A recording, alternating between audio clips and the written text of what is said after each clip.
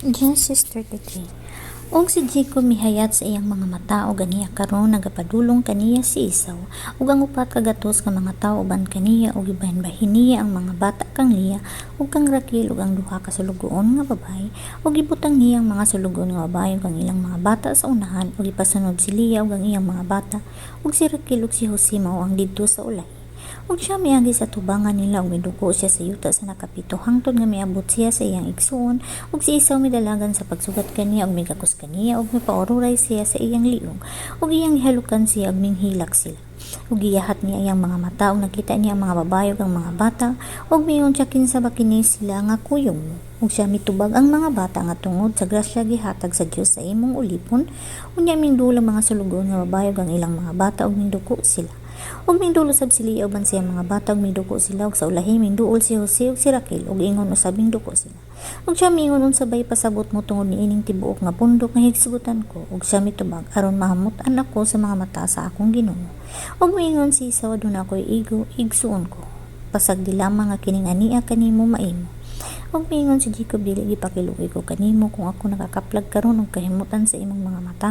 nandawat ang akong gasa nga gikan sa akong mga kamot kaysa nakita ko ang imong naong daw nakita ko ang naong sa Dios ug ikaw nahimuot kanako dawat gipaluoy ko kanimo ang akong gasa nga gidala kanimo kay ang Dios naluoy kanako ug kay ako adunay igo ug siya gipugos kayo niya ug gidawat na lamang niya kini ug siya miingon manlakaw kita ug ako maglakaw sa unahan mo ug siya miingon kaniya akong Ginoo nahibalo nga ang mga bata nga linghod ug aduna ako'y mga karnero nga mga baka nga bag-ong nanganak ug kang nagpalabi sila sa pagpanglakaw sa usa ka adlaw mga matay ang tanan nga panon sa karnero umuna ka karon Ginoo ko sa unahan sa imong lipon ug maglakaw sa hinay-hinay sumalap sa paglakaw sa kahiyupan nga nagalakaw sa unahan ko ug salakang sa mga bata hangtod nga makadangat ako sa akong Ginoo didto sa Seir ug si Esau mingon pagabiyaan ko karon ang uban sa akong tawo nga mikuyog kanako ug siya mingon unsa ba ang kinahanglan niini makakaplag unta og kahimutan sa mga mata sa akong Ginoo mao nga si Esau mipauli niadtong adlaw padulong sa Seir ug si Jacob migikan padulong sa Sukot ug nagtukod siya dito sa iyang balay ug nagbuhat siya mga payag alang sa iyang kahiyupan busang inganlan niya ang ngalan niadtong dapita nga Sukat ug midangat si Jacob sa kalinaw ngadto sa lungsod sa Shechem nga nahamutang sa Kanaan sagikan siya sa yuta sa Padan-aram ug may pahaluna siya sa tubangan sa lungsod ug may palit siya og usa ka bahin sa kapatagan didto diin gibuklad niya ang iyang balong-balong sa kamot sa mga anak ni Hamor nga amahan ni Shechem sa usa ka gatos ka buok nga salapi ug ipatindog siya didto ang usa ka halaran ug kini gingalan niya ang Dios na Israel. Genesis 34. ug migula si Dina nga anak ni Leah nga gianak niya kang Jacob aron sa pagtan-aw sa mga anak nga babae nga antong yuta ug hikitan niya si Shechem anak nga lalaki ni Hamor nga hibahanon ang prinsipe ni antong yuta ug siya gikuha niya ug mitipon siya sa paghigda kaniya ug siya gikaulawan niya apan ang iyang kalag nahimuot kaayo kang Dina anak nga babae ni Jacob ug nahigugma siya sa dalaga ug nagsulti siya sa kinasing-kasing nga batan-on nga babae ug si Shechem misulti kang Hamor nga iyang amahan ug nag-ingon ikuha ako niining dalaga aron mahimo nga akong asawa karon nakadungog si Jacob nga si Dina anak niya nga babae gihugawan ni Shechem ug iyang mga anak nga lalaki didto sa iyang kahiyupan sa kapatangan ug si Jacob nagpagkahilom lamang hangtod nga sila nangabot ug si Hamor nga amahan ni Shechem adto kang Jacob aron sa pagpakigsulti kaniya ug ang anak ni Jacob miabot gikan sa kapatagan sa pagkahibalo nila niini ug nangasuko ang mga lalaki ug naligutgot sila kay nagbuhat siya og mangilad sa Israel tungod sa pagtigtipon niya sa paghigda sa anak nga babae ni Jacob buhat nga dili angay nga iyang buhaton ug si Hamor misulti kanila ug mingon ang kalag sa akong anak kasi si Shechem nahigugma kaayo sa imong anak nga babae ipakiluoy ko kaninyo nga ihatag ninyo siya aron mahimo nga iyang asawa ug pagbuhat kamo og kaminyoon kanamo ihatag ninyo kanamo ang inyong mga anak nga babae ug magkuha kamo sa among mga anak nga babae ug kamo gapangapuyo uban kanamo ug ang yuta ana sa inyong atubangan pumuyo ug magtigtigayon kamo dinhi ug dawaton ninyo ang pagkatag-iya niini si Shechem usabingon sa iyang amahan ug sa iyang mga igsoon nga lalaki makakaplag unta ko kalumo sa inyong mga mata ug ihatag ko ang giingon niya kanako dungagin ninyo pagpanguyo ug daghang bugay ang mga gasa ug ang magahatag sumala sa inyong ibungat kanako apan ihatag ninyo kanako ang dalaga nga akong pangasawunon ug mitubag ang mga anak nga lalaki ni Jacob kang Shechem ug kang Hamor nga iyang amahan uban ang limang kanila ug na nagsulti sila kay hihugawan si Dina nga ilang igsoon nga babae ug sila miingon kanila, dili kami makabuhat niini nga butanga sa paghatag sa among igsoon nga babaye sa laki nga wala sirkunsidahi, kay alang kanamo kini makauulaw. Tungod lamang niini nga kondisyon magatugot kami kaninyo kung kamo magaingon kanamo nga pag-sirkunsidahan sa taliwala kaninyo ang tanang lalaki. Unya nga mong gihatag kaninyo ang among mga anak nga babae ug kami mokuha sa inyong mga anak nga babae alang kanamo ug mopuyo kami uban kaninyo ug mahimo kita nga usa lamang ka katawan. Apan kung kamo dili magpatalinghog kanamo aron nga sirkunsidahan kamo, nagkuhaon namo ang among anak nga babae ug manlakaw kami. Ug ang ilang mga pulong nagpahimot kang Hamor ug ang sitsim nga anak nga lalaki ni Hamor. Ug ang batanon nga lalaki wala maglangan sa pagbuhat niadto kay ang anak nga babae ni Jacob nakapahamuot kaniya. Ug siya mao ang labing tinamod sa tibok nga panimalay sa iyang amahan. Ug si Hamor ug si Sitsim nga iyang anak nga lalaki miadto sa ganghaan sa lungsod ug nagigsulti sila sa mga tawo sa ilang lungsod ug nagaingon, kining mga tawhana nga makigdaiton kanato, busa pa puya sila sa kayutaan ug magpatigayon sila dinhi kay aniya karon ang yuta sa hilabihan sa kahalapad alang kanila. Pangasaon nato ang ilang mga anak nga babae ug ipasawa kanilang atong mga anak nga babae.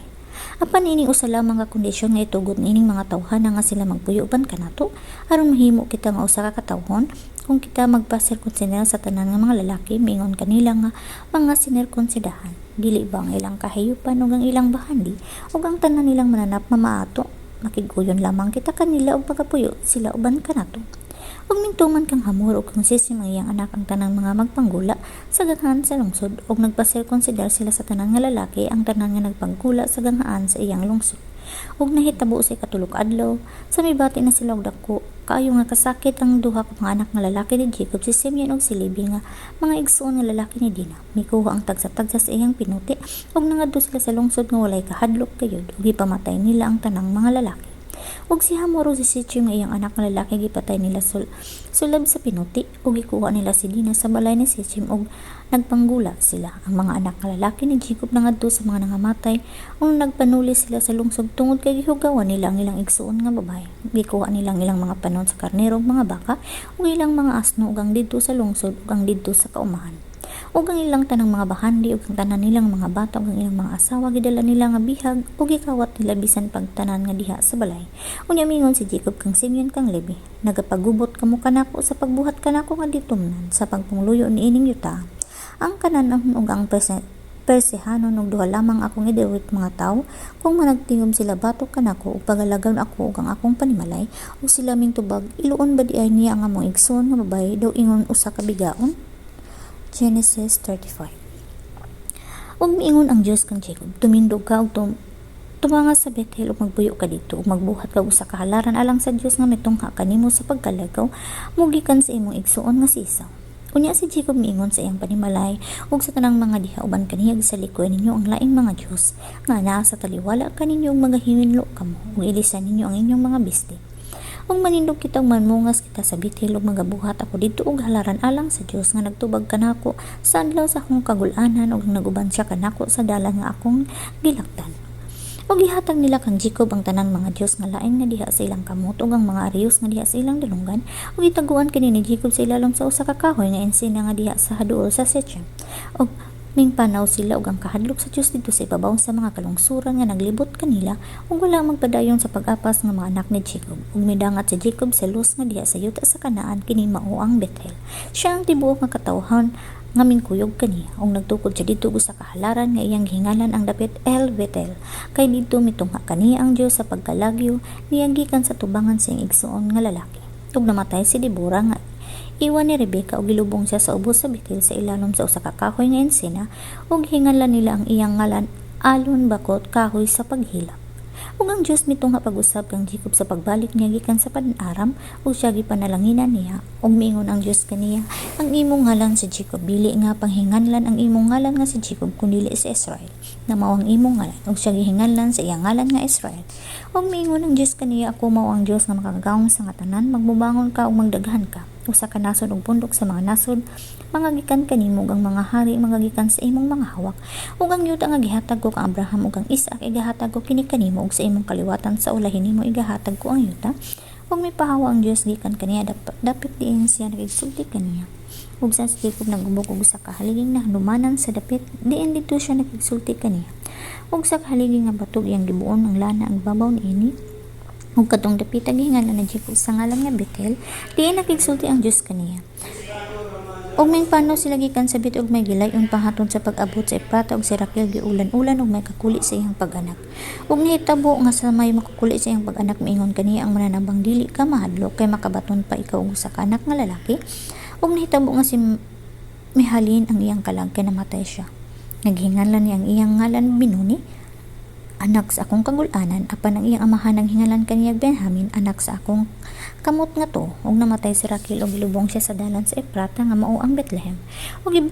gibutangan ni Jacob og usa ka timan-an sa ibabaw sa iyang lubnganan, kini mao ang haliging handumanan sa lubnganan ni Raquel hangtod karon. Og may panaw si Israel og gibuklad niya ang iyang balong-balong sa unahan sa turis sa Idea. Ang nahitabo sa samtang nagapuyo si Israel ni atong yutaa nga si Ruben miadtong mitipon paghigda kang Bilha nga puyo-puyo sa iyang amahan og hinungdan kini nga Israel. Karon ang mga anak nga lalaki ni Israel na pulo og duha. Ang mga anak nga lalaki ni Leah, si Ruben nga panganay ni Jacob ug si Simeon ug si Levi ug si Judah ug si Isakar ug si Zabulon. Ang mga anak nga lalaki ni Raquel si Jose ug si Benjamin ug ang mga anak nga lalaki ni Bilha nga bintahonon ni Raquel sa Dan ug si Naphtali. Ug ang anak nga lalaki ni Zilpa nga binatunan ni Leah si Gad ug si Asir, kini sila mao ang mga anak nga lalaki ni Jacob nga nangataw kaniya sa Padan-aram. Ug miadto si Jacob kang Isaac nga iyang amahan sa Mamre sa lungsod sa Kiriath Arba nga mao ang Hebron nga dito nagapuyo sa Abraham ug sa Isaac. Ug ang adlaw nga ni Isaac usa ka gatos ug kawaluan ka tuig ug mihalin ang espiritu ni Isaac ug namatay siya ug gitipon siya dito sa iyang katawhan tigulang ug hupong sa mga adlaw ug siya gilubong nila ni Esau ug ni Jacob ang maayong balita. Salamat sa Dios.